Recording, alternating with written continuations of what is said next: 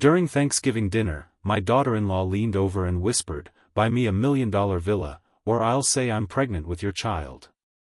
Your son will hate you forever." I calmly got up and did something. 5 minutes later, my son looked at her and said coldly, "We're getting divorced." You won't believe what happened next. Before we continue, please subscribe to the channel and write in the comments what time it is where you are now. The phone rang while I was loading the dishwasher. Thursday evening, nothing special, just another quiet night in my Phoenix house. I dried my hands on the towel and picked up. "Dad, you sitting down? Agnes is pregnant. 6 weeks along. You're going to be a grandfather." Joel's voice cracked with excitement, and I felt something warm spread through my chest. A grandfather? My Linda would have cried happy tears. "Joel, that's wonderful. Your mother would be so happy. When did you find out?" "Just yesterday. We wanted to tell you first before anyone else." We talked for 20 minutes. He sounded like the boy who'd brought me drawings from kindergarten, eager and proud. When I hung up, I stood in my kitchen looking at the photos on the refrigerator. Joel at 8, missing his front teeth. Joel at 18 heading to college. Now Joel at 36 about to be a father himself. I called him back within the hour. "Come to dinner Saturday. I'll cook. We'll celebrate properly." 2 days gave me time to prepare. I drove to the specialty grocery store Saturday morning, the one that stocks the good olive oil Joel loves. I picked up ingredients for roasted chicken with herbs, the jalapeno. Oh, cornbread he'd always requested as a kid, roasted vegetables, and a chocolate cake from the bakery Linda used to favor. I selected a California red wine, something appropriate for celebration. At home, I dusted the dining room table I rarely used anymore. Set out the good plates, the ones with the blue rim. I arranged photos on the mantel. Baby Joel in the bath, toddler Joel on his first tricycle. The house smelled like rosemary and garlic by the time 6 o'clock arrived. Their car pulled into my driveway exactly on time. Joel drove a sensible Honda, 3 years old, well-maintained. They climbed out together, Agnes in a flowing dress that didn't yet show anything. Joel in slacks and a button-down shirt. He hugged me hard at the door. "Thanks for this, Dad. It means everything." Agnes kissed my cheek. Her perfume expensive and strong. "Neil, you didn't have to go to all this trouble." "Nonsense. My first grandchild deserves a proper celebration." We settled in the living room first. Glasses of wine for Joel and me. Sparkling water for Agnes.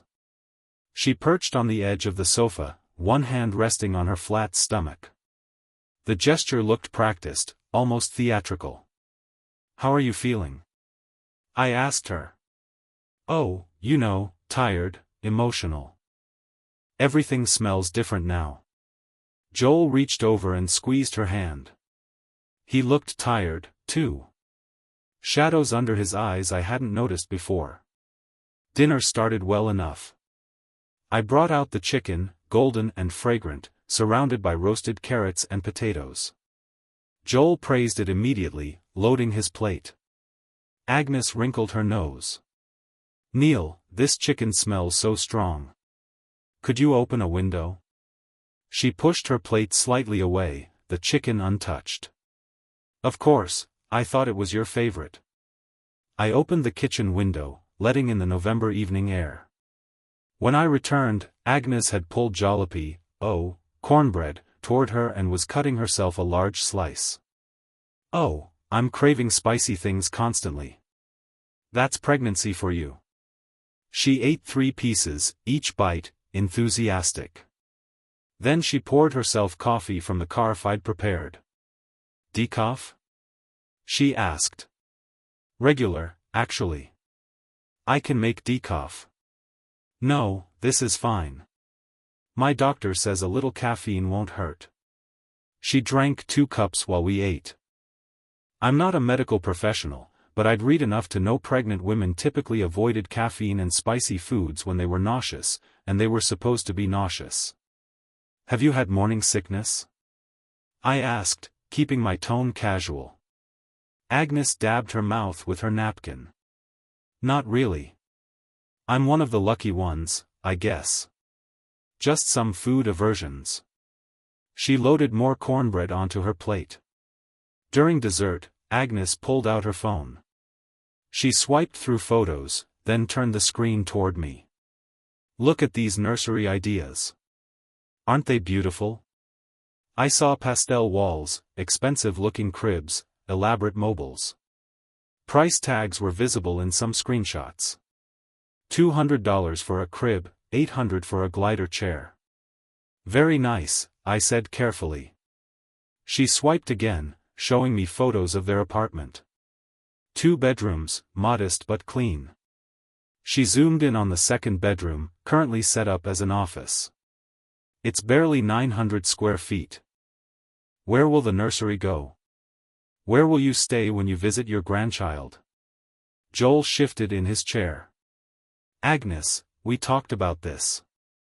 We can make it work. Real grandfathers make sure their grandchildren have proper homes." The phrase landed awkwardly. I saw Joel touch her arm gently, a warning gesture she ignored. "Well, babies don't need much space initially. You have time to figure things out." Agnes's smile tightened. "Time. Children from good families grow up in houses, Neil, with yards. Don't you want the best for your grandchild?" "Of course I do. But I'm sure you two will make whatever space you have wonderful. We've been looking at places in Scottsdale. 3 bedrooms, proper yards, good school districts." She swiped through real estate listings now, showing me houses with price tags between $600,000 and $800,000. Joel stared at his cake, fork motionless. "Those are beautiful homes," I said. "But that's a significant investment. Family takes care of family, right?" She said it lightly, but her eyes stayed fixed on mine. I'd seen that look before in my firefighting days when someone was trying to convince me a situation wasn't as dangerous as I knew it was. "Of course, family helps family within reason."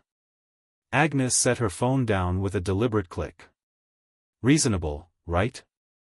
The conversation shifted to safer topics after that. Joel's work at the dealership, my retirement routines. But Agnes had become quieter, her hand moving to her stomach periodically in that rehearsed gesture. Joel kept glancing between us, anxious.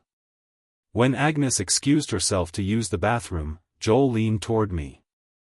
"Sorry about the house talk, Dad. Hormones have her all over the place. She doesn't mean to be pushy. It's natural to worry about space. But Joel, are you two doing okay financially?" He hesitated, twisting his wedding ring. "We're managing. Don't worry about us. If you need help, reasonable help, you know I'm here." "I know, Dad. Thanks." Agnes returned and they gathered their things to leave. At the door, she hugged me, pressing close for a moment. "Thank you for dinner. We're so lucky to have you. Family takes care of family, right? We're counting on you." Her voice was warm, but I felt the expectation underneath it, heavy and insistent. "Of course, let me know if you need anything reasonable." She pulled back, and that smile appeared again, tight at the edges. "Reasonable. Right." I watched them walk to their car. Joel's shoulders were hunched, hands in his pockets. Agnes walked ahead of him, her posture straight, confident. They drove away, and I stood at my closed front door with my hands still on the doorknob. Their tail lights disappeared down my street. My phone sat on the hall table, silent, but somehow ominous. I didn't know then that soon would mean the very next morning. The next morning, my phone rang before I had finished my first cup of coffee. I was standing at my kitchen counter, watching a cardinal at the feeder outside my window, when Agnes's name appeared on the screen. "Neil, good morning. I hope I'm not calling too early. I need to ask you something about the baby. Of course, Agnes. What do you need? My doctor prescribed these special prenatal vitamins. They're $300 a month, and our insurance doesn't cover them. Joel's stressed about money, and I didn't want to worry him. Could you? I set my coffee down, watching the cardinal fly away. $300 for vitamins. For your grandchild's health, Neil, the regular ones aren't good enough. Something in her voice, that same insistent certainty from dinner, made me pause. But what kind of grandfather refuses vitamins for his grandchild? All right, I'll send it to you. Oh, thank you. I'll text you my payment app information. The text arrived within seconds. I transferred $300 while standing in my kitchen, staring at the confirmation screen longer than necessary. 2 days later, she called again. Tuesday afternoon, while I was reading the newspaper, Neil, I hate to bother you again, but my doctor recommended these prenatal massages. They're supposed to help with circulation and stress. $450 for a package of 3 sessions. I sent the money. Thursday morning. These maternity clothes are so expensive, but I need professional things for work. Just $800. Joel doesn't need to know. I sent the money. Friday evening. Special pregnancy pillow. My back is killing me. $220, I sent the money. By the following Tuesday, I'd transferred over $1,500 in 1 week. And I'd noticed something. Joel hadn't called once, only Agnes. Always Agnes with her carefully worded requests and her gentle reminders about family obligations. That Wednesday afternoon, a car pulled into my driveway. I wasn't expecting anyone. Through my front window, I saw Agnes climb out alone, carrying multiple shopping bags. Nordstrom, Saks, Fifth Avenue. She wore new clothes, tags still visible on the sleeve of her jacket. I opened the door before she knocked. Agnes, this is a surprise. Joel's at work. I was nearby and thought we could talk. She walked past me into my entryway, setting down the shopping bags with casual ease. No fatigue, no difficulty carrying them. She lifted them like they weighed nothing. Coffee? I offered. That would be wonderful. In my kitchen, she settled at the table while I poured 2 cups. Regular coffee, not decaf. She drank it without hesitation, without asking. I wanted to discuss something important. She began pulling out her tablet. We've been seriously looking at houses for the baby. She turned the screen toward me, swiping through listings with practice efficiency. Scottsdale properties, every one of them, asking prices ranging from $650,000 to $850,000. Look at these, Neil. Beautiful neighborhoods. This one is $650,000. This one is $800,000. Perfect for raising a child. Agnes, those are significant amounts. Joel makes $68,000 a year. The mortgage alone would be children from good families grow up in houses, not apartments. Don't you want your grandchild to have the best? Real grandfathers help. They invest in their grandchildren's futures. She said it like she was explaining something obvious to someone slow to understand. Her finger kept swiping, showing me 3-bedroom colonials, ranch houses with pools, modern builds with mountain views. I think we should slow down and discuss this with Joel. Joel wants this, too. He's just too proud to ask you. I watched her face, looking for doubt or uncertainty. Found none. She believed she was entitled to this, that I should simply agree and produce $800,000 because she'd declared it necessary. Agnes, I need to be honest. This feels premature. You're only 6 weeks along. There's plenty of time to plan. Her expression changed instantly. The warmth vanished, replaced by something cold and sharp. Premature? Planning for our child is premature? Maybe I misunderstood what kind of grandfather you'd be. That's not what I meant. Forget it, Neil. We'll figure it out ourselves. Clearly, family doesn't mean what I thought it did. She stood abruptly, snatching her tablet from the table. She grabbed her shopping bags, lifting them easily, no struggle despite their obvious weight, and headed for the door. Agnes, wait. No, you've made your position clear. We won't bother you anymore. She walked out, leaving my front door open behind her. I heard her car start, watched her reverse out of my driveway too fast. 20 minutes of silence followed. I sat in my living room, trying to process what had just happened. Then another car arrived. Joel's Honda. He climbed out, looking rumpled, his tie loosened. Circles under his eyes darker than I'd ever seen them. He knocked once before opening the door. "Dad, come in, Joel." He sat heavily in my armchair, put his head in his hands. I waited. "Dad, I'm sorry. She told me she was coming to ask advice about nursery colors. I didn't know she'd bring up houses." "Joel, is everything okay with you two?" "Financially, I mean, these requests were fine. The pregnancy has her worried about providing. That's all. Hormones make women focus on nesting. My buddy at work says his wife was the same way. This seems like more than nesting. $800,000 for a house." He looked up, defensive now. "She's just dreaming, Dad. Looking at possibilities. She doesn't actually expect you to buy us a house." But I'd seen her face. I'd heard her voice. She absolutely expected it. "Joel, has Agnes asked you for money lately?" "For pregnancy expenses. Some vitamins, a few things, normal stuff." "Why?" He didn't know. She'd been calling me, extracting money, and he had no idea. I made a decision then not to tell him the full amount.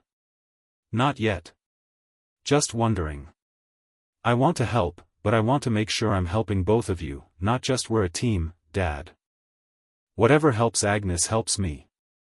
Helps our baby." He stood already moving toward the door, always leaving when questions got uncomfortable. "I should go. Agnes is upset and I need to calm her down." "Does she get upset often?" He paused, hand on the doorknob, and I saw something flicker across his face. Exhaustion. Maybe something else. Only when she's worried about the baby. It'll get better after the first trimester. He left. I watched his tail lights disappear the same way they had after dinner. My living room felt too quiet. Then I noticed something on my coffee table. Agnes's tablet forgotten in her dramatic exit. I picked it up. The screen lit automatically showing her browser still open. Real estate listings, yes, but underneath in her recently viewed tabs, luxury car dealerships, Mercedes and BMW models in the $100,000 range, vacation resorts in Cabo San Lucas, designer furniture stores, jewelry websites showing diamond bracelets.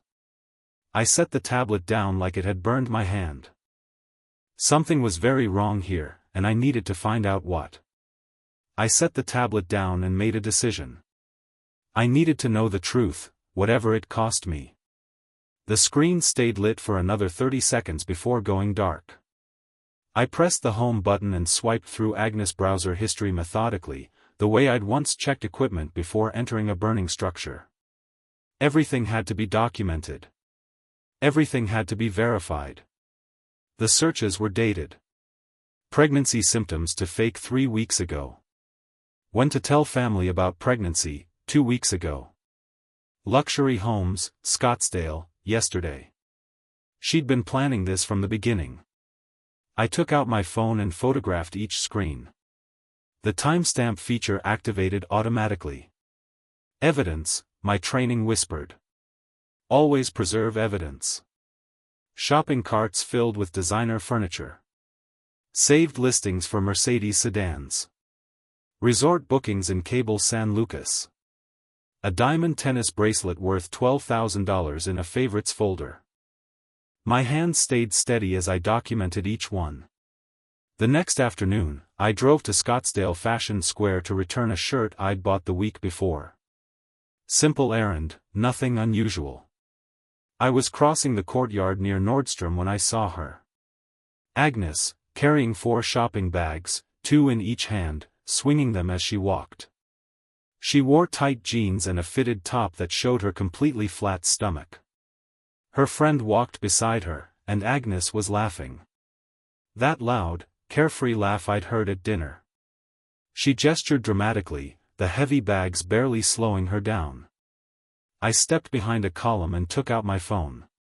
3 photos, clear and sharp. Agnes lifting bags with both hands.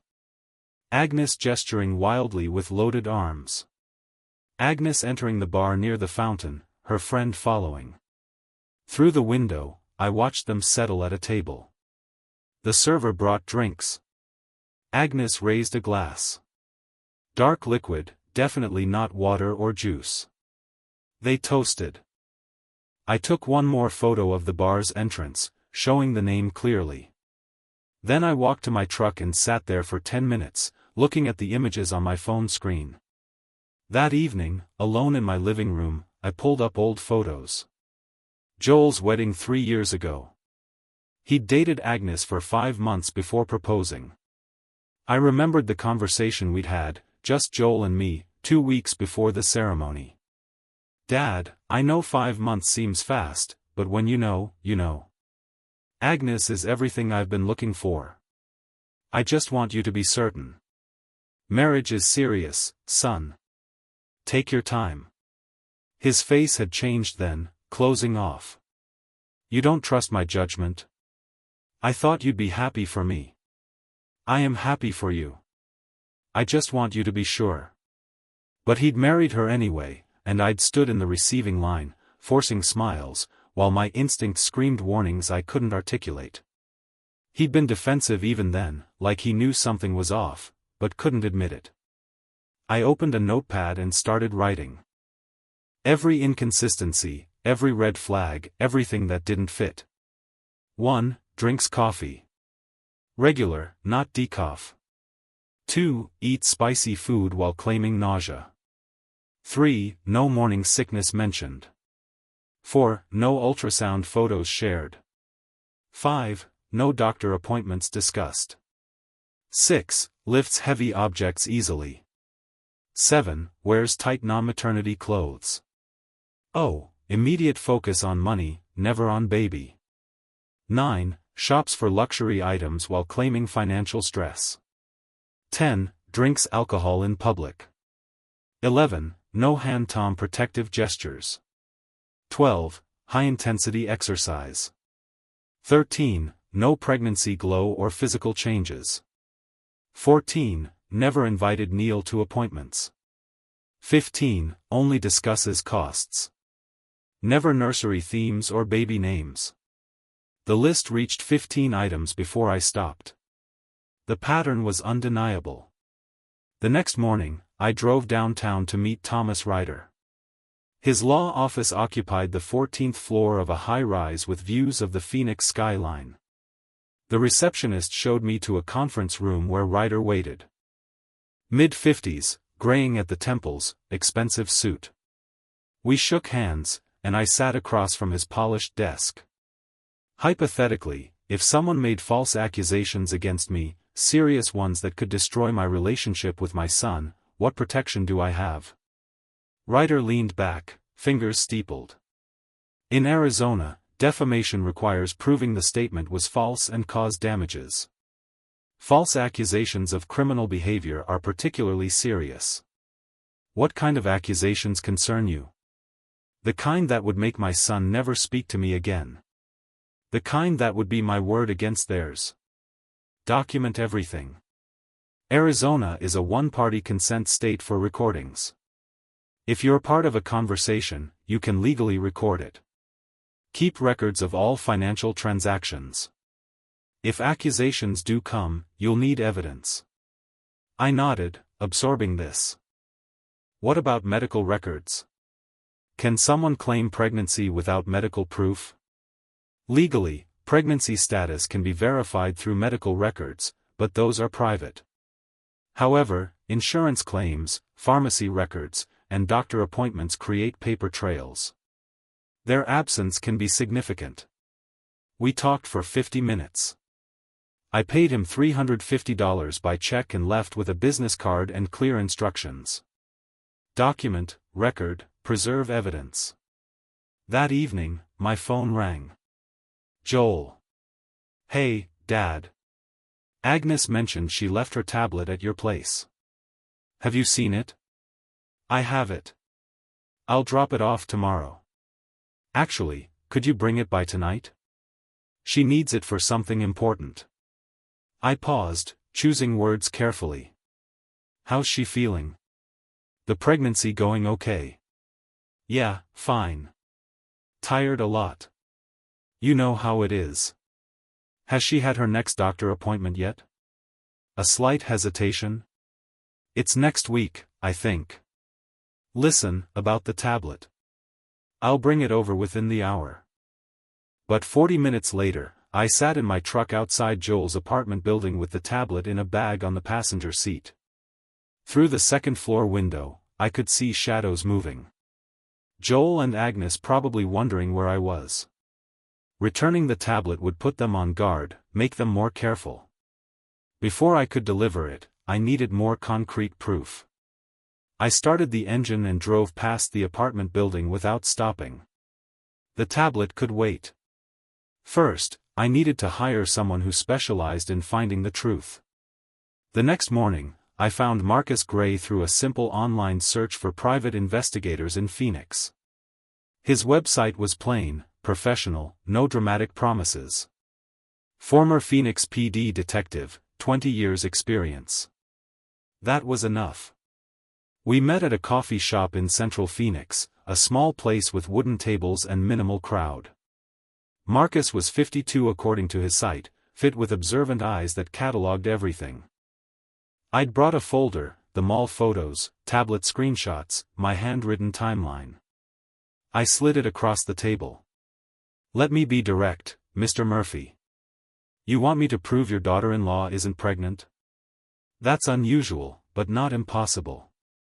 I want you to document her actual behavior, where she goes, what she does, and verify whether medical records show prenatal care. Marcus flipped through my documentation, nodding slowly. Medical records are protected. I can't hack into systems or bribe staff. I'm not asking you to break laws. Public clinic appointment databases, insurance claim verifications, those have legal channels. Correct. Correct.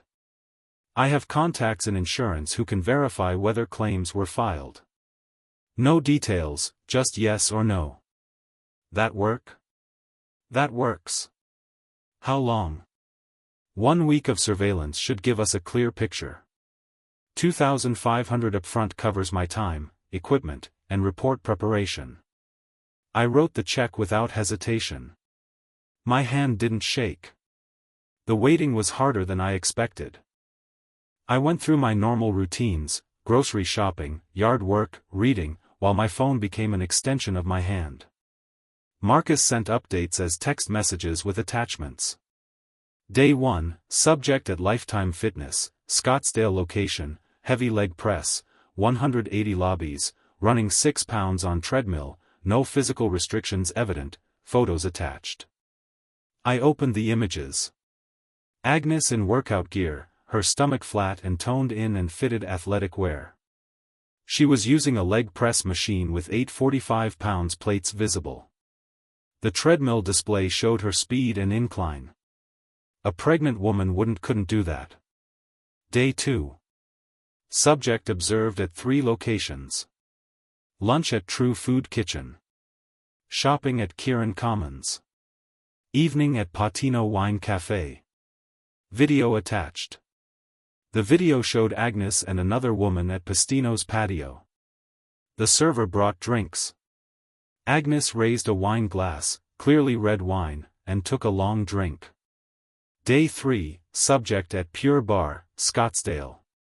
60-minute class. Full participation, including core work, video documentation complete. I saved each file to a password-protected folder on my computer labeled Evidence. Day 4. Subject shopping. Scottsdale Fashion Square. Purchased items from 3 stores. Carried multiple heavy bags unassisted. Wore fitted clothing. No maternity wear. Day 5. Medical verification complete. No OB/GYN visits in system.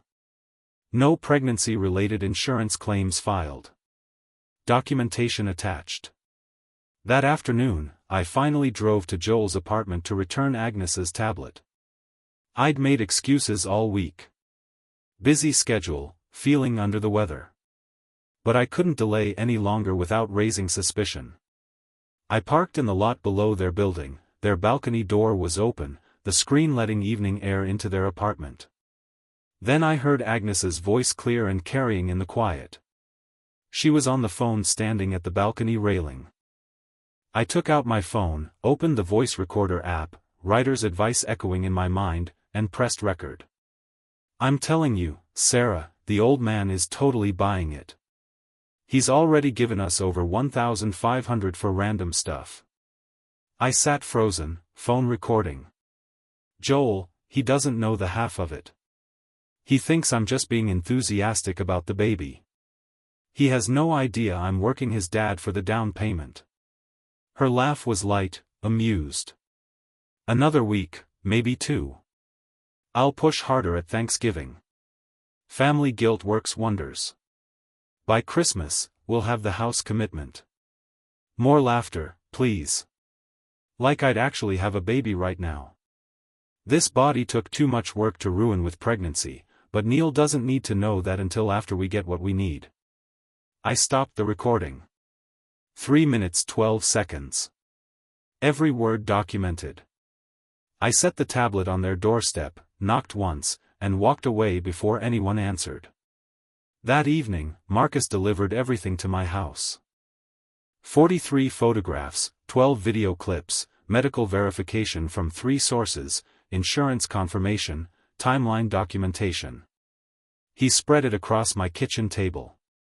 Everything's documented here. This is comprehensive. Will this hold up if needed legally? Every photo is time-stamped and geotagged. Video has metadata. Medical verification came through official channels. Insurance confirmation is from a licensed agent. Yes, it'll hold up. And the timeline you created.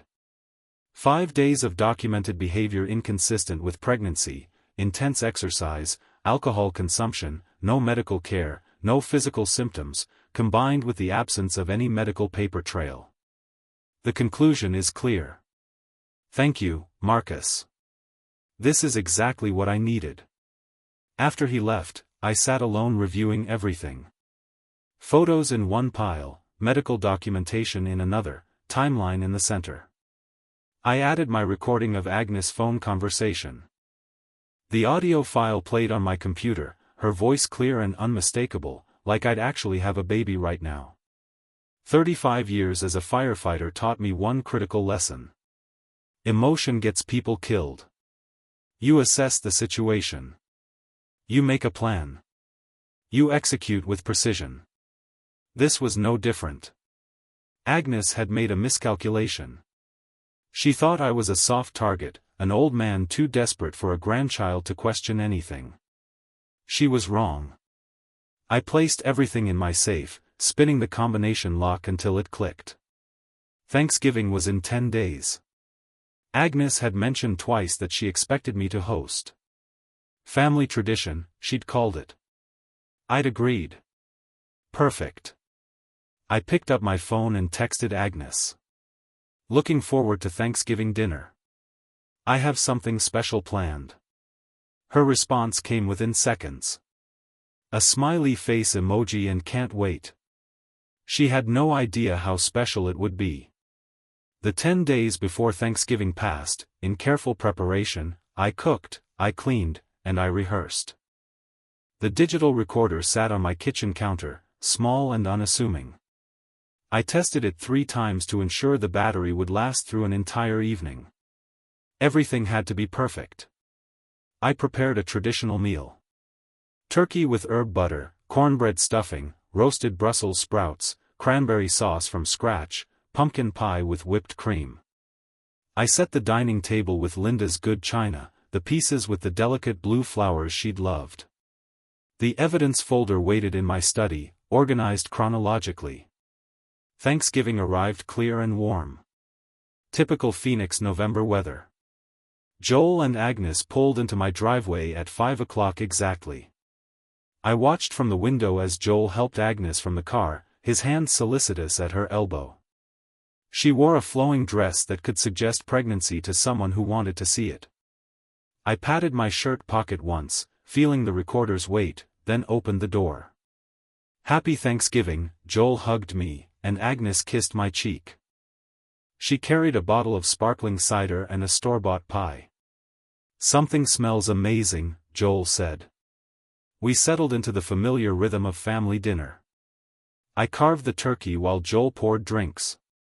Wine for us, cider for Agnes. She sat carefully, one hand resting on her stomach in that practiced gesture I now recognized as performance.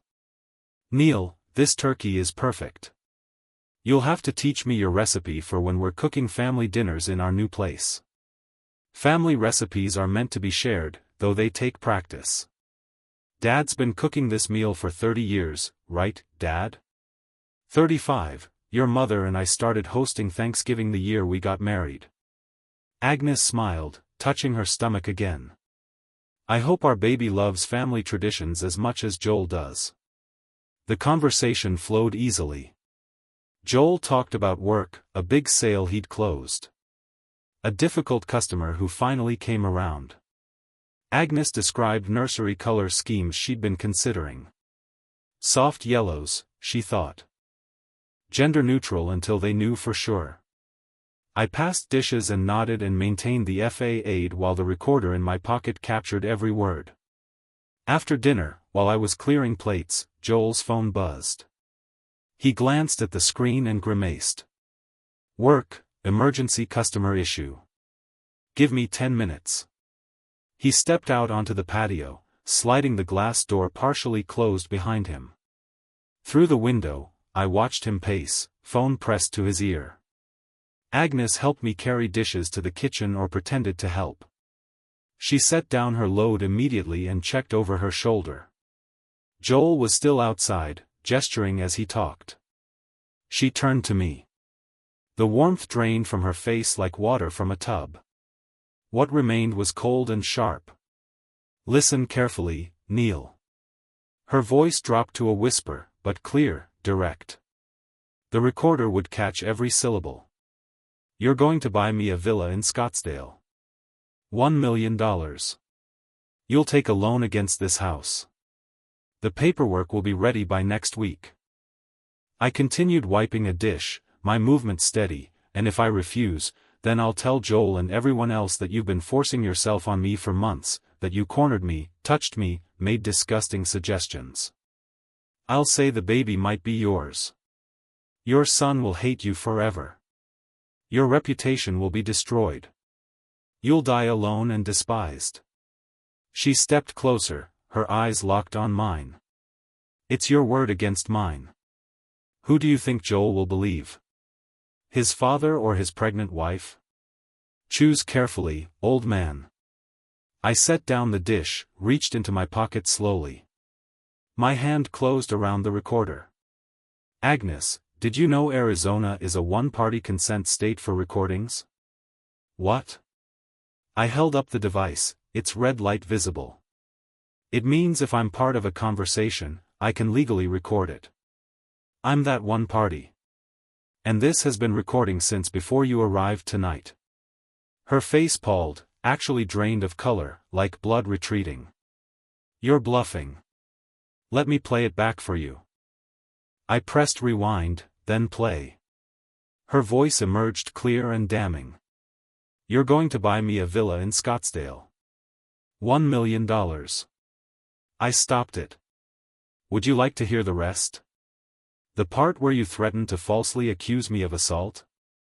She backed away, shaking her head. You can't. That's not Joel. Won't believe. Let's ask him.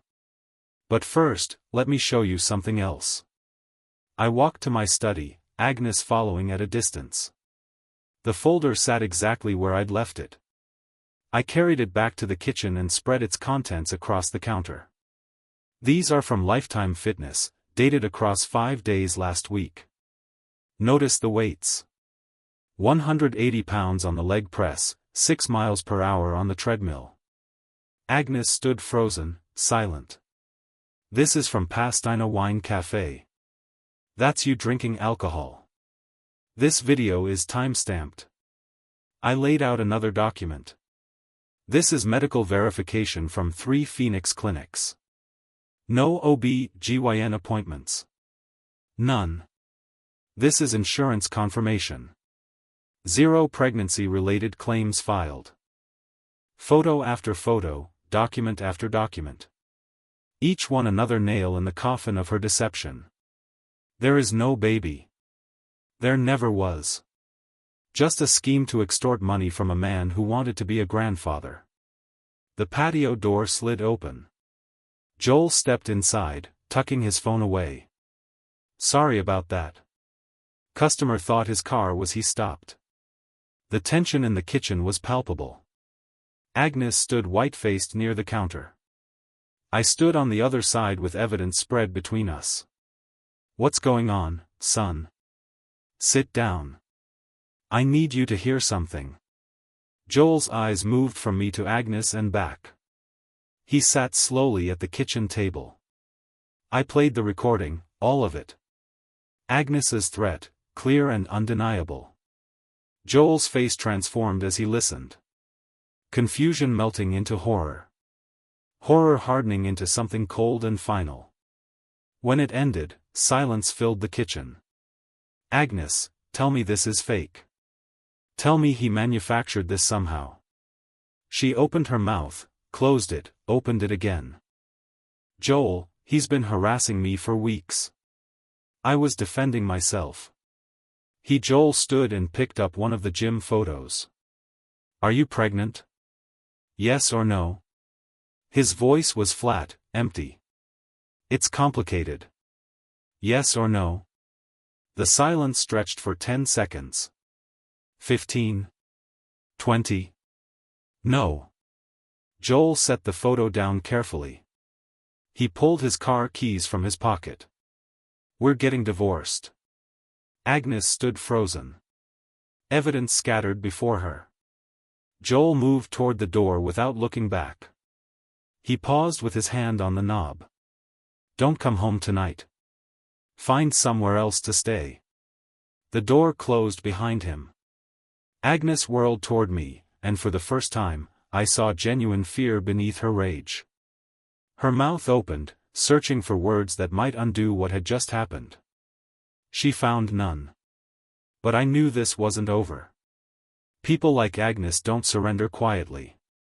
Agnes left my house 20 minutes after Joel.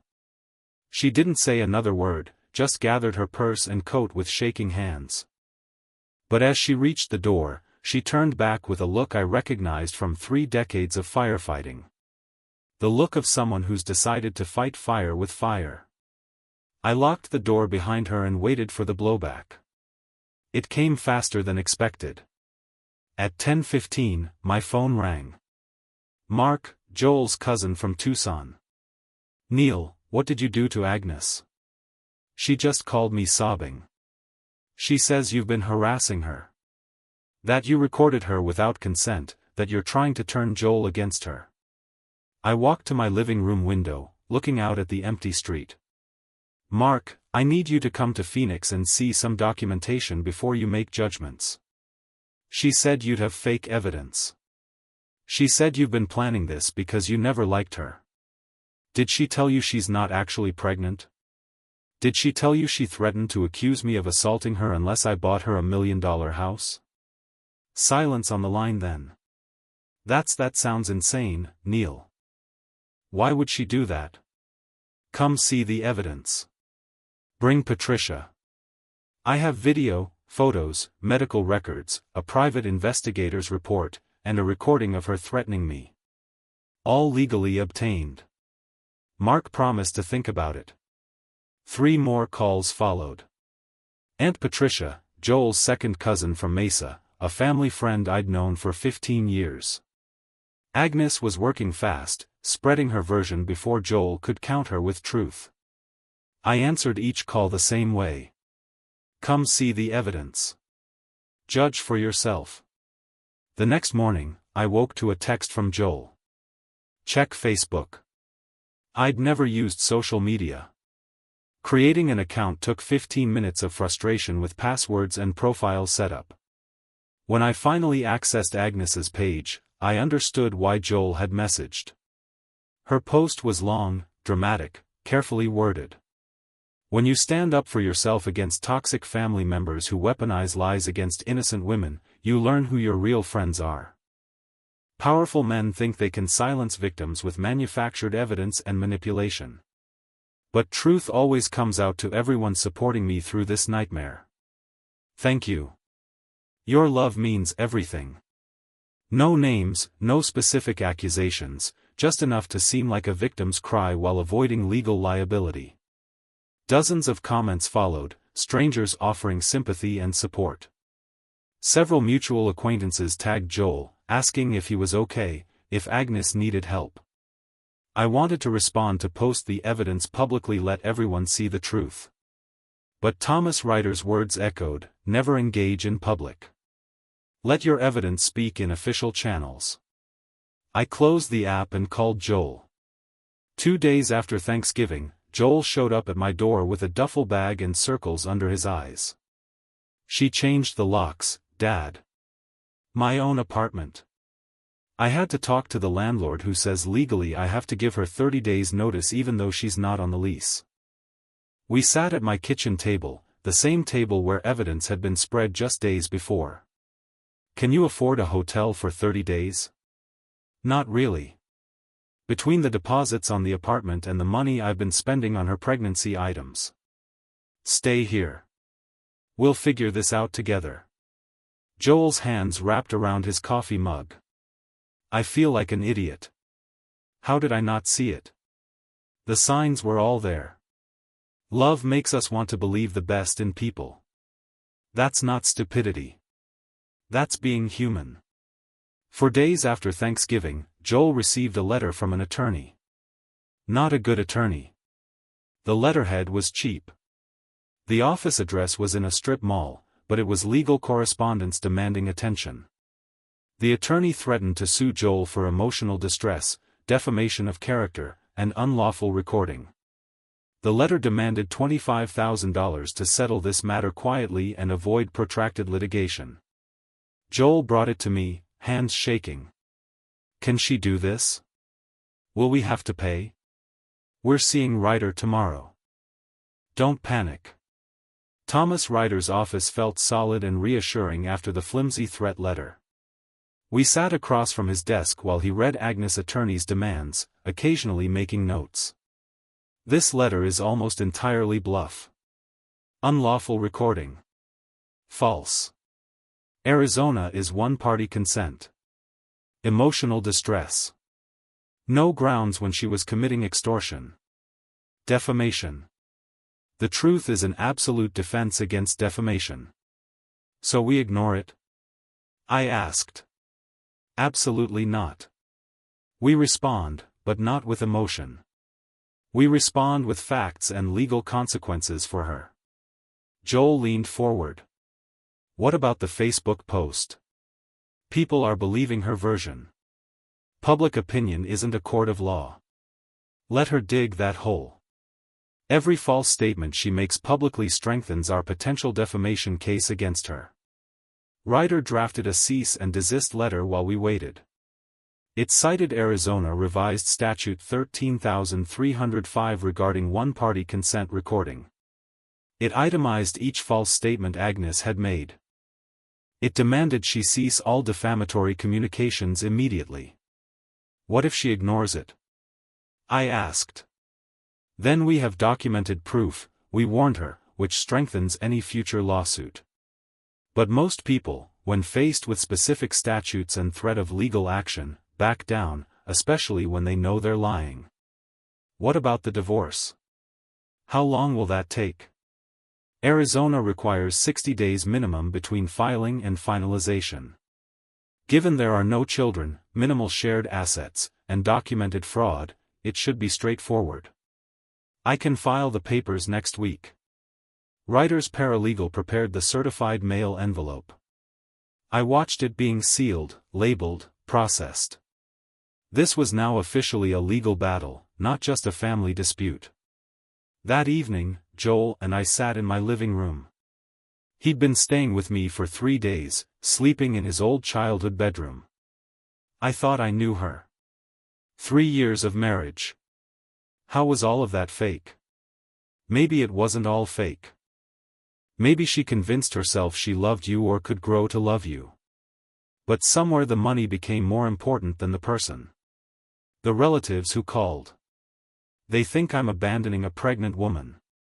They think you're some manipulative villain who turned me against my wife. Then we show them the truth systematically, one family member at a time, if necessary. Truth has weight. Lies eventually collapse under their own inconsistencies. Joel looked at me, exhausted, but steadier than he'd been days before. When did you become so calm about all this? I'm not calm. I'm controlled. There's a difference. I learned it. Putting out fires. Panic spreads faster than flames. Control saves lives. The certified mail receipt arrived 3 days later. Green card signed and dated. Signed for by Agnes Murphy. I held it in my kitchen, knowing Agnes had now read Ryder's letter with its specific legal statutes and consequences. She knew the recording was legal. She knew the evidence was real. She knew continuing to spread lies would result in her being sued. My phone rang. Mark, Joel's cousin. Neil, I got your message about coming to see the evidence. Patricia and I can drive up tomorrow. We need to see this for ourselves. The tide was beginning to turn. Mark and Patricia arrived at my house the next afternoon. I'd prepared the dining room like a courtroom. Evidence folders organized chronologically, the digital recorder charged and ready. Marcus Gay's full report bound and tabbed. Joel sat beside me as I walked them through everything piece by piece. I started with the surveillance photos. Mark picked up the gym images as studying Agnes on the leg press, weight plates clearly visible. 180 pounds, I said. 6 miles per hour on the treadmill. For days after claiming to be pregnant. Patricia read the medical verification letter, her hand covering her mouth. No OB/GYN appointments anywhere in the Phoenix area. No insurance claims filed for prenatal care. Then I played the recording. Agnes's voice filled my dining room clear and damning. You're going to buy me a villa in Scottsdale. $1 million. When it finished, silence hung heavy. Neil, I'm so sorry. Patricia's voice cracked. When Agnes called, crying. I assumed she was the victim. She's very convincing. She convinced Joel for 3 years. Mark shook his head slowly, still holding the photos. This recording, she actually threatened to accuse you of assaulting her own father-in-law, for $1 million house. People do terrible things for money. Patricia reached for her phone. I need to call the others, Linda, Stephen, your Uncle Robert. They all heard Agnes's version. They need to know the truth. Will they believe it? Joel asked quietly. Even with evidence, they'll believe it. Mark said, this isn't he said, she said. This is documented fact versus demonstrated lies. Within 2 days, the family narrative shifted decisively. Patricia called 6 relatives. Mark called 4 more. Each conversation started with, you need to see what Neil has. and ended with apologies to me and Joel. 3 days after that meeting, Thomas Ryder filed Joel's divorce petition at Maricopa County Superior Court. We sat in his office while his paralegal assembled the documents. Arizona is community property, which typically means 50/50th division of marital assets. However, fraud invalidates that presumption. Agnes acquired nothing honestly during this marriage. Every request was based on a fabricated pregnancy. So, she gets nothing? Joel asked. That's what we're arguing. The apartment is in your name only, leased before marriage. The car is yours. The furniture is yours. She has her personal items and that's it. What about the money Dad gave her? The $1,500 that was given under false pretenses, fraud. We could pursue restitution, but honestly, getting it back is unlikely and would cost more in legal fees than it's worth. I don't need the money back, I said. I need her out of Joel's life. Snorts. Ryder charged $4,500 to handle the full proceedings. Joel paid from his savings, money he'd been setting aside for a house down payment with Agnes. The irony wasn't lost on either of us. The petition was thick with exhibits. Each piece of evidence I'd gathered became a numbered attachment. Exhibit A, surveillance photographs. Exhibit B, medical verification letters. Exhibit C, private investigator report. Exhibit D, digital recording of extortion threat. The process server delivered the papers to Joel's apartment at 2:47 p.m. on a Tuesday. Agnes signed for them. Her attorney, the cheap one, withdrew from her case 3 days later after reviewing the evidence. She found a divorce attorney willing to take her case for $3,000 upfront. She didn't have it. She applied for a personal loan, 24% APR, and barely qualified. The debt began immediately, interest compounding daily. Meanwhile, Ryder filed a complaint with Facebook about her defamatory post. He attached evidence showing the statements were false, documented, provably untrue. Within 48 hours, Agnes' phone displayed a notification. Your post has been removed for violating community standards.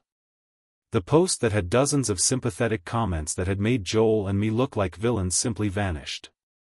10 days after the divorce filing, Agnes lost her job. Miranda Chen, the salon owner, called her into the back office. Joel heard about it from Rachel, a stylist who still spoke to him. Miranda said she couldn't afford to have the salon associated with someone who fabricates pregnancies and threatens family members. Joel told me that evening, someone posted the story in a Scottsdale beauty industry group. No names, but enough details that everyone figured it out. How did Miranda find out? The beauty community is small. Everyone knows everyone. Agnes cleaned out her station that afternoon. $42,000 a year gone. Her professional reputation destroyed. Her daily structure eliminated. 12 days after filing with proper legal notice served, and Agnes's attorney unable to contest it. She wasn't on the lease, had no legal right to the apartment, the eviction proceeded. The sheriff's deputy supervised as Agnes packed her belongings into her sedan. Joel wasn't there. He was at work, unable to watch. I offered to be present, but he declined. He needed that boundary. That evening, he came home to my house, his temporary home, and sat heavily at the kitchen table. The deputy called. It's done. She took her stuff and left. Where'd she go? Her mother's place, I assume. That's what her attorney mentioned in the filing. How are you holding up? He was quiet for a long moment. Honestly, I feel empty. Like the last 3 years were just fiction. A performance I didn't know I was watching. Some of it was real. The early days before the money became her focus. You loved her and maybe she loved you too before greed took over. That's generous of you considering what she tried to do. I'm not being generous. I'm being realistic. People change sometimes for the worse. 2 days after the eviction, my phone rang. Unknown number. I almost didn't answer, but something made me pick up. "Mr. Murphy, this is Carol Walters, Agnes's mother. I need to talk to you about my daughter." I should have hung up. I'd done what I needed to do. Protected my son, exposed the truth, ensured justice, but something in her voice made me listen. Carol Walters spoke in a measured tone that reminded me of crisis negotiations from my firefighting days. Someone trying desperately to hold things together. "Mr. Murphy, I'm not calling to make excuses for Agnes. I saw what she did. I need you to understand she's not doing well at all." I sat down at my kitchen table and listened. She moved into her old bedroom here in Levine. She barely leaves it, doesn't eat properly, cries frequently. "Mrs. Walters, I appreciate you calling, but this isn't something I can help with. I know I'm not asking you to. I raised her better than this. I don't know where it went wrong. The greed, the lies. That's not how I taught her to be. People make their own choices regardless of how they're raised." She's talking about the job rejections, the friends who won't return calls. She says everyone in Phoenix knows. I saw those Facebook posts. Someone shared the whole story. Truth has a way of spreading, Mrs. Walters, especially when it's documented as thoroughly as this was. She thanked me for listening and hung up.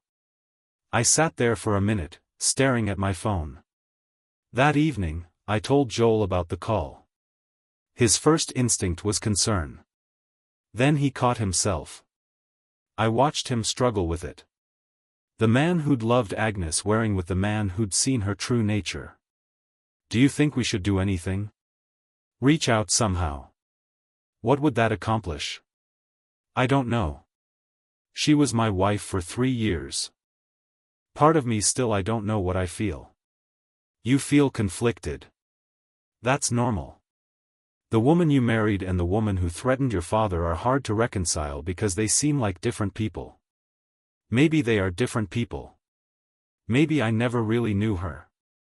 Or maybe both versions were real at different times. People are complicated. But Joel, and hear me on this, her current situation is the direct result of her own actions. You didn't do this to her. She did it to herself." That same week, Agnes deleted all her social media accounts.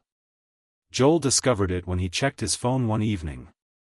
Her Instagram's gone, Facebook profile deleted, even LinkedIn removed.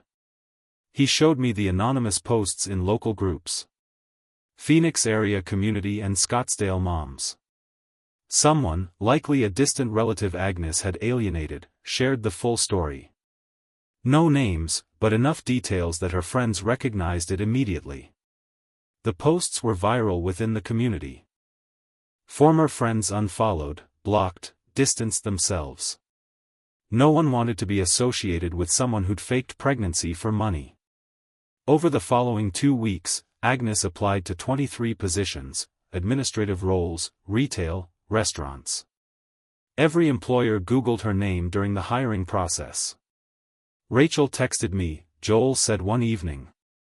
Said Agnes applied at 3 other salons and got rejected from all of them.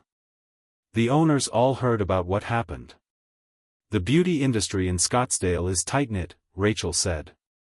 One owner told Agnes straight out, "I Googled you. I can't have someone with your reputation representing my business." That's harsh, but understandable from a business perspective. Is it wrong that I don't feel bad about it? No.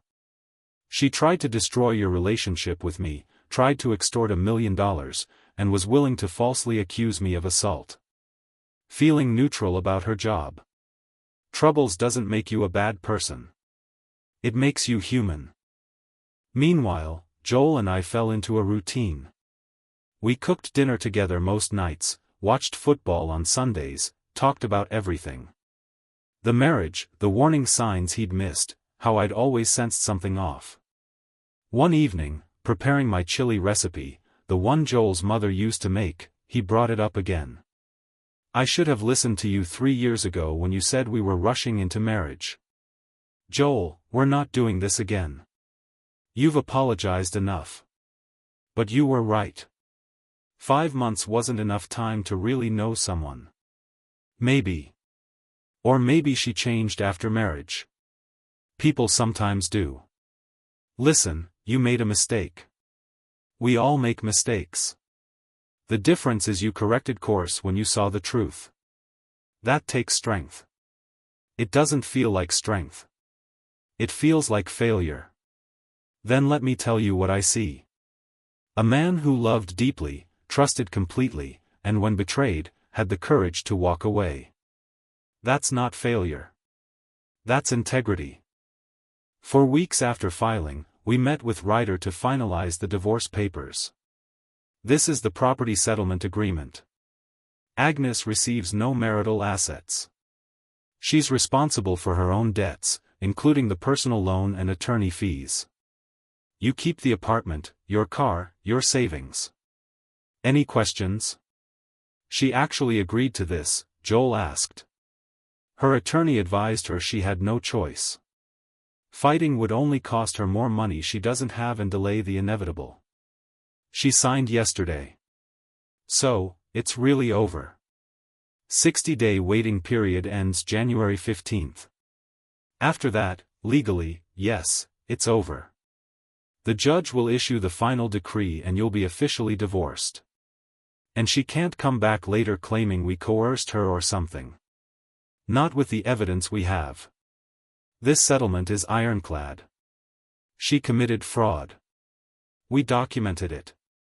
She faced the consequences. Joel signed each page slowly. The pen scratched across signature lines. Every page represented the end of his marriage. Property division, debt responsibility, permanent separation. By mid-December, Joel was healing. Not healed, but healing. He smiled more, slept better, stopped apologizing for trusting his wife. 3 days before Christmas, he announced he'd found a new apartment, 1 bedroom in Tempe, closer to work, a fresh start. I helped him move on a Saturday morning. We carried boxes up the stairs, set up his furniture, hung pictures on bare walls. The apartment was small but bright with a view of Tempetown Lake from the balcony. As we sat down the last box, Joel's phone buzzed. He looked at the screen and his face paled. What is it? It's from Agnes's attorney. She wants to meet with me in person. She says she has something important to tell me. Joel stared at his phone for a long moment, then handed it to me. The text from Agnes's attorney was brief. Client requests in-person meeting with Joel Murphy. She has a settlement proposal. Can meet at neutral location tomorrow. I set the phone down on Joel's new kitchen counter. This is your decision, but hear what Ryder has to say first. We met at Ryder's office the next morning. He slid a document across his desk, Agnes' formal settlement proposal. She wants $15,000. In exchange, she'll sign the divorce decree without contest, and cease all defamatory statements. Joel picked up the paper, reading it twice. $15,000. That's less than I expected her to ask for. It's still extortion, just smaller. Ryder leaned back in his chair. Legally, it's a settlement offer, but Neil's right about the principle. She committed fraud, threatened you both, and lost. Now she wants payment to go away quietly. That's rewarded criminal behavior. But if it ends everything cleanly, Joel, she'll always come back for more. I said, today it's $15,000. Next year she'll have a new crisis, a new excuse. You can't negotiate with someone who's proven they'll manipulate and lie. My professional advice, reject the offer. We have overwhelming evidence. The court will rule in your favor regardless. Joel looked at me, then at Ryder, then back at the paper. Send the rejection. 2 weeks later, we sat in Maricopa County Superior Court for the final divorce hearing. The courtroom was formal. Judge in robes, court reporter typing steadily, evidence folders stacked on the bench. Agnes sat across the aisle with her attorney. She looked diminished in thrift store clothes, no makeup, hair pulled back in a simple ponytail. Nothing like the woman who'd sat at my Thanksgiving table demanding $1 million house. The judge reviewed the evidence methodically. Ms. Murphy, I've reviewed the evidence submitted by petitioner's counsel. A voice recording dated November 28, surveillance documentation from a licensed private investigator, medical verification from 3 health care facilities, and insurance records. Do you contest any of this evidence? Agnes's voice was barely audible. No, Your Honor. Do you wish to present any evidence or testimony in your own defense? Her attorney stood briefly. No, Your Honor, we have no evidence to present. The judge made notes, then looked up. Very well. Based on the uncontested evidence before me, I find that respondent engaged in deliberate fraud and attempted extortion. Divorce is granted. No spousal support. No property division in respondent's favor. Court costs totaling $7,200 are assessed against the respondent. The gavel came down. Done. Outside, Joel and I walked to my truck while Agnes remained behind with her attorney. Through the parking lot, we saw them having a tense conversation near the courthouse steps. Her attorney handed her a bill, said something firm, and walked away. Agnes sat down on the steps, head in her hands. Joel stopped walking. She looked so broken in there. Did you see her clothes? Nothing like what she used to wear. I saw. Part of me wants to help her. Give her something to get back on her feet. And the other part remembers her threatening to accuse you of assault unless you bought her $1 million house. The other part remembers she was never pregnant. The other part knows she would have destroyed our relationship without a second thought. Listen to that part. Compassion is admirable. But protecting yourself from someone who's proven dangerous isn't cruelty. It's wisdom. We drove away. 3 days later, I was in my garage organizing tools when I heard a car pull into my driveway. Not Joel's truck, something older, unfamiliar. I walked out to find Agnes standing beside a borrowed sedan. She looked exhausted, worn down in a way that went beyond clothes or makeup. She was crying before she spoke. I know you have no reason to listen, but I need to say this. I was never pregnant. I lied. I wanted money, a house, a life I saw other people living online. I was jealous, greedy, and stupid. I crossed my arms listening. I destroyed everything. My job, my friends, my marriage. Joel was good to me and I threw it away. You wanted to be a grandfather and I exploited that. I'm so sorry. Is that all? I want to apologize to Joel properly face to face. Please, I'm asking for just that, a chance to say goodbye with some dignity.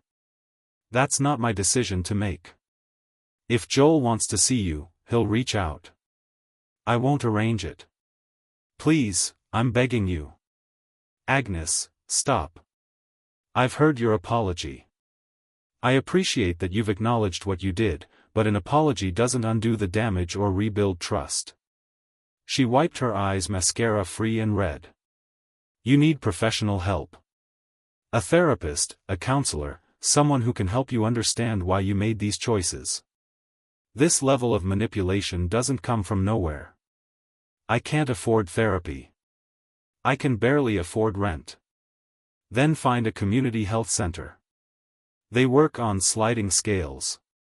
But Agnes, you need to do the work. Real work. Not another scheme, not another shortcut. Honest self-reflection and change. Do you forgive me? Forgiveness isn't mine to give for what you did to Joel. For what you tried to do to me. I don't wish you harm, but I also won't forget. Trust. Once broken, this completely doesn't repair. You'll have to live with that. She cried harder. I understand. I hope you find a way forward, but it won't be with this family. Goodbye, Agnes. She drove away. I watched until her car disappeared down the street, then returned to my garage and picked up my wrench. Joel's truck pulled up 20 minutes later. He'd been at work, but came by to drop off some tools he'd borrowed. He saw something in my expression. What happened? I took a breath. Agnes was here. She apologized. Joel went completely still and I told her goodbye. It's over, Joel. Really over. For the first time in months, Joel's shoulders relaxed completely. Joel sat on my porch steps processing what I'd told him about Agnes's visit. She actually admitted everything. I nodded. Every lie, every manipulation. She asked to see you, to apologize in person. I told her that was your choice, not mine. Joel was quiet for a long moment. I don't want to see her. I don't need her apology. I just need to move forward. That's when I knew he'd truly healed. The 60-day waiting period expired in mid-January. The final divorce decree arrived in Joel's mail. Official, stamped, permanent. Joel Murphy and Agnes Walters were officially divorced. She'd legally reverted to her maiden name. Joel texted me a photo of the decree with the caption, "It's official." I sent back a single thumbs up emoji. Agnes disappeared completely after that. No contact, no sightings, no social media presence. She was simply gone from our lives. 6 weeks after the divorce finalized, Joel called me from his dealership parking lot. Dad, guess what? They promoted me to senior sales manager. $82,000 a year. Joel, that's fantastic. When did they tell you? Just now. Sanders called me into his office, said my numbers have been outstanding, said I've shown real leadership during difficult personal circumstances. He doesn't know the half of what difficult circumstances meant. You earned this. Your work ethic earned this. I'm proud of you. Thanks, Dad. I couldn't have gotten through any of this without you. You know that, right? We got through it together. That's what family does. The following week, Joel moved into a better apartment, a spacious one-bedroom in Tempe, much closer to my house. Only 15 minutes away instead of 30. I helped him move in, carrying boxes up the stairs, assembling furniture together. We argued good-naturedly about IKEA instruction diagrams. This shelf doesn't look right. Did we put it in backwards? I checked the instructions. Yep. The bracket's facing the wrong way. Joel laughed. Figures. Want to take it apart and redo it? That's what you do when something's wrong. You don't leave it broken. You fix it properly. Even if it takes more time. Joel paused, understanding the metaphor. Yeah, you do. We established a Sunday routine over the following months. Joel came to my house and we cooked dinner together while watching football. Sometimes steak, sometimes the chili recipe his mother used to make. We talked about work, life, the future, but rarely about Agnes anymore. She'd become history, not a current presence. One Sunday in late July, Joel set down his knife and looked at me. You know what I realized? I haven't thought about Agnes in 3 days. That's the longest stretch since November. Time helps. Distance helps.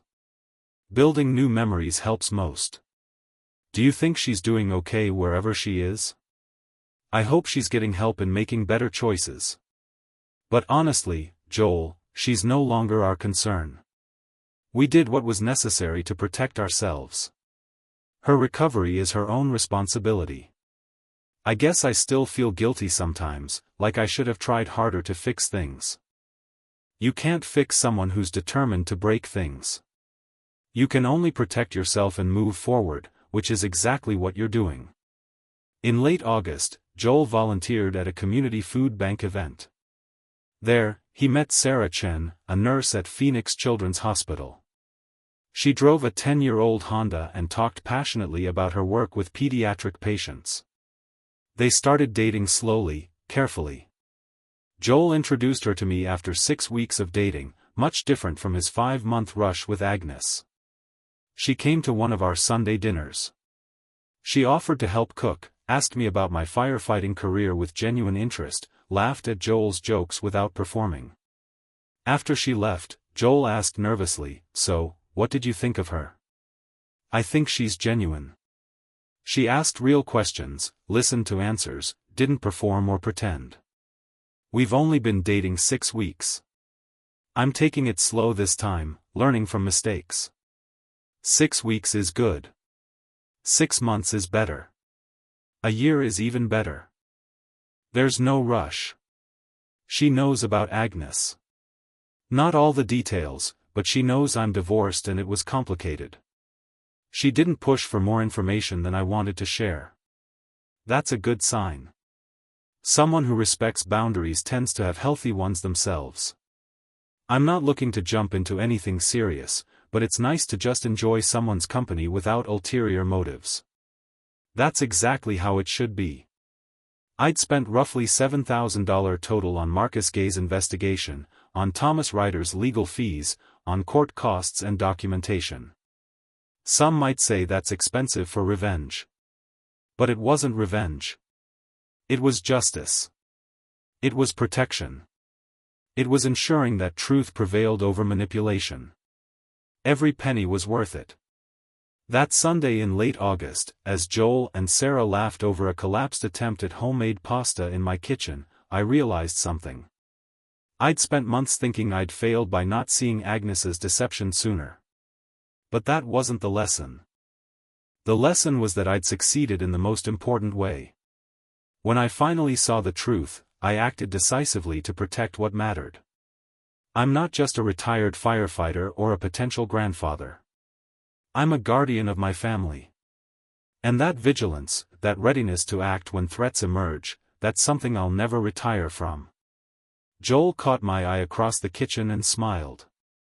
Sarah asked him a question about his childhood, and he launched into a story about the time we went camping in Sedona, and he was convinced a raccoon was a bear. Life moved forward. The scars remained, but they were healing scars now, evidence of survival rather than active wounds. Agnes had tried to destroy our family for money and status. She'd failed. We'd won not through cruelty or obsession, but through documentation, legal channels, and unwavering commitment to truth. That victory, quiet, legal, permanent, was sweeter than any revenge could have been. If you like this story, please like this video, subscribe to the channel, and share your impressions of this story in the comments. To listen to the next story, click on the box on the left. Thank you for watching.